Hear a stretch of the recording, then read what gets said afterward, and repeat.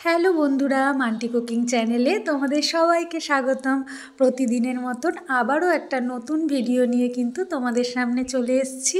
আর দেখো, ছাদে এসেছিলাম গাছে জল দিতে, কিন্তু গাছে এত সুন্দর এই ফুলগুলো ফুটেছে দেখে আবারও ফোনটা নিয়ে এসে একটু ভিডিও করে ফেললাম। আর প্রতিদিনের মতন তোমাদের আমি সকালের ব্রেকফাস্ট শেয়ার করলাম। আজকে কিন্তু ছিল পায়েস আর মুড়ি। আমি পায়েস আর মুড়ি খুব ভালো লাগে আমার খেতে, আর এই পায়েসটা আগের দিন রাতে আমি করেছিলাম। এবার চলো দেখাই আমার লাঞ্চ থালিটা। লাঞ্চ থালিতে কিন্তু আজকে স্পেশাল ছিল মোরলা মাছের ঝাল, যেটা আমি করেছিলাম পেঁয়াজকালি আলু এসব দিয়ে করেছিলাম, সবজি দিয়ে। আর এটা তোমাদের সাথে আজকে কিন্তু আমি শেয়ার করব এই রেসিপিটা। আর রবিবারের বাজারে দেখো কত রকমের মাছ এনেছে। এই সব মাছগুলোকে ধুয়ে পরিষ্কার করে করতে করতে আমার অনেকটাই দেরি হয়েছে, কোমর ব্যথা হয়ে গেছে আমার।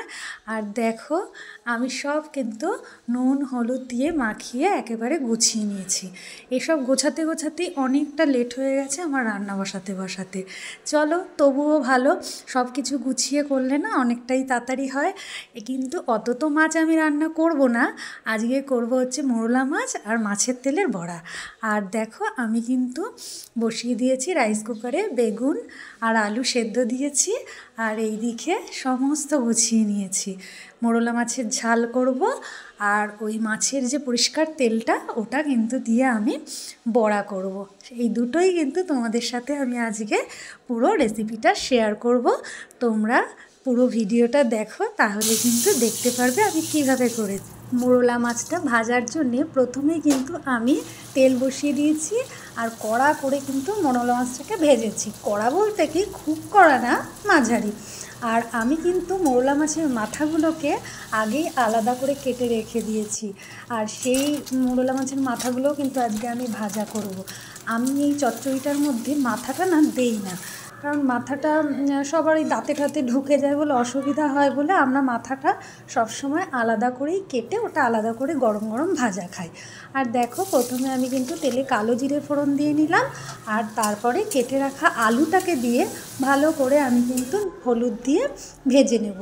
আর এইদিকে একটা মশলা করে নেব, যেটার মধ্যে কিন্তু ছিল কাঁচা লঙ্কা, টমেটো, পেঁয়াজ, অল্প একটু রসুন, এই ছিল। কিছুটা পেঁয়াজ কিন্তু আমি বাটনাতে দেব, আর কিছুটা পেঁয়াজ কিন্তু আমি পরে ভাজাতে দেব। তো তারপরে ওই মশলাটাকে দিয়ে ভালো করে আমি কষিয়ে নেব। এবার গুঁড়ো মশলা যেগুলো সেগুলো দেব, নুন, হলুদ, তারপরে শুকনো লঙ্কার গুঁড়ো, একটুখানি জিরের গুঁড়ো দিয়ে ভালো করে কিন্তু আমি আলুগুলোকে সাঁতলিয়ে কষিয়ে নিলাম। তারপরে এবার আমি ওই কুচনো যে পেঁয়াজ রেখেছিলাম আর একটু টমেটো, তারপরে বেগুন, আলু, পেঁয়াজকলি সব কিছু দিয়ে আমি ভালো করে এবার কিন্তু কষাবো। এবার কষালে বেশিক্ষণ তো পেঁয়াজকলি, টমেটো, বেগুন এগুলো সেদ্ধ হতে বেশিক্ষণ লাগে না। একটুখানি নুন দিয়ে তারপরে আমি ভালো করে কষিয়ে একটুখানি ঢাকা দিয়ে দেবো। এতে কি হয়, তাড়াতাড়ি মজে যাবে আর ভালো হবে। তারপরে এগুলো কষানো যখন দেখবো হয়ে গেছে, মোটামুটি সেদ্ধও হয়ে গেছে, তখন কিন্তু আমি আমার মাছের যে ভেজে রেখেছিলাম মোরলা মাছটা, সেই ভাজা মাছটাকে দিয়ে ভালো করে এবার আমি কিন্তু কষাবো। সামান্য তুমি এই সময়ে একটু জলও দিতে পারো প্রয়োজন অনুযায়ী, তোমাদের যেরকম মনে হবে সেরকম। এবার কিন্তু ওই যে ভেজে রাখা মাছগুলো দিয়ে সাতলালে পরেই কিন্তু আমাদের এই মোরলা মাছের ঝালটা রেডি হয়ে যাবে।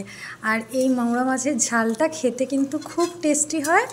আর এই এত টেস্ট লাগে এই শীতের সবজি দিয়ে, দারুণ লাগে। মোরলা মাছ অনেক রকমভাবেই করা যায়, শীতকালে যেমন নানা রকম সবজি দিয়ে করেছি, আর আবার এমনিও প্লেনও করা যায়।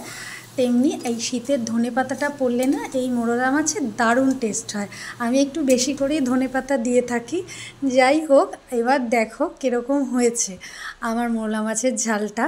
আর আমার এই ভিডিওগুলো যদি তোমাদের ভালো লাগে, তাহলে কিন্তু অবশ্যই চ্যানেলটাকে সাবস্ক্রাইব করে দিও। আর তোমাদের যদি ভিডিওটা ভালো লাগে তাহলে লাইক আর কমেন্ট করতে কিন্তু ভুলো না।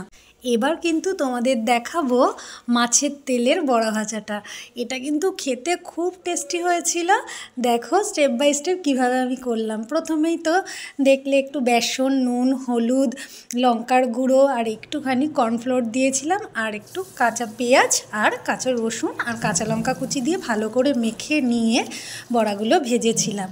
আর বড়াগুলো খেতে কিন্তু খুব টেস্টি হয়েছিল, খুব সুন্দর হয়েছিল। একবার তোমরা এইভাবে, কোনো ঝামেলাও লাগে না আর খেতেও কিন্তু খুব ভালো হয়। আর এই বড়া পেলে আমার মেয়ের তো আর কিছুই লাগে না, এই বড়া দিয়ে গরম ভাত খেয়ে নেবে। যাই হোক, আজকে করবো না করে কিন্তু অনেক কিছু পদই আমি করে ফেলেছিলাম। আর আজকের লাঞ্চ থালিটা এবার দেখে নাও, তোমরা দেখলেই কিন্তু বুঝতে পারবে। আর এদিকে তো বলতে ভুলে গেছি যে বেগুন আর আলু সিদ্ধটাও কিন্তু আমি মেখে নিয়েছিলাম। সব সময় তো পোড়া দেওয়া যায় না সব বারে, হ্যাঁ, বেগুন ভর্তাটাও এরকম সেদ্ধ দিয়ে করলেও কিন্তু খুব ভালো লাগে। কাঁচা পেঁয়াজ, ধনেপাতা এইসব দিয়েই আমি মেখেছিলাম, কিন্তু খুব সুন্দর হয়েছিল। আর দেখো থালিটা আমি কিভাবে সাজাচ্ছি। আমি প্রথমেই কিন্তু ওই ভর্তাটা দিলাম, আর একটু ধনেপাতা বেটেছিলাম সেটা দিয়েছিলাম। আর ওই যে মোরলা মাছের মাথাগুলো ছিল, সেই মাথাগুলোও কিন্তু আমি ভেজে নিয়েছিলাম। সেই ভাজাটাও কিন্তু ভাল লাগে খেতে গরম ভাতের সাথে। আর ওইদিকে বড়া, দুটো মাছ ভাজা আর মোরলা মাছের ঝাল। কেমন হয়েছে আমার থালিটা সাজানো সেটাও কিন্তু জানিও। আর প্লিজ তোমাদের যদি ভালো লাগে, আবারও বলছি, আমার চ্যানেলটাকে সাবস্ক্রাইব করে দিও, লাইক করে দিও আর কমেন্ট করে কিন্তু অবশ্যই জানিও। আজকের মতো এখানেই রাখলাম, টাটা।